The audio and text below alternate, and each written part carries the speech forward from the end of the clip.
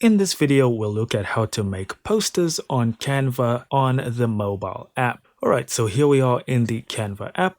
And the first thing that we want to do is just type in poster, just so you can get a template. You can actually pretty much type in anything that you want, but poster is just the easiest way to go. And from the list here, we want to look for a template. If you're on the pro version, you have tons of options. If you're on the free version, you are limited to the ones without the pro watermark on them. So let's pick this one. Alright, so what's so cool about Canva is they give you these templates and everything is editable on these templates. So as you can see, all I have to do is click on whatever text string I want to change, and I can just click on edit at the bottom of the screen, bottom left, and that'll allow me to edit any text. As well as you can see here, everything is using vectors, so I can edit even these balloons or the birthday presents simply by clicking on them. So let's say I click on this box over here and I just scroll a bit. You can see it has a color that I can edit, and by changing this, the ribbon now changes to the color I've edited. So it's really cool. Not everything is fully editable, but for the most part, depending on the template,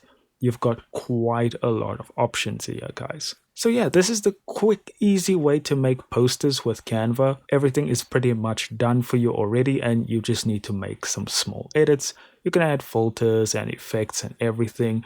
Even if you use the apps like Vectorize or you pixelate, it's all available to you here. And that's pretty much it, guys. Feel free to experiment to your heart's content. When you are done, all you need to do is go to the top right so that you can export your poster. Thank you so much for watching. Do consider liking and subscribing, and I'll see you in the next video.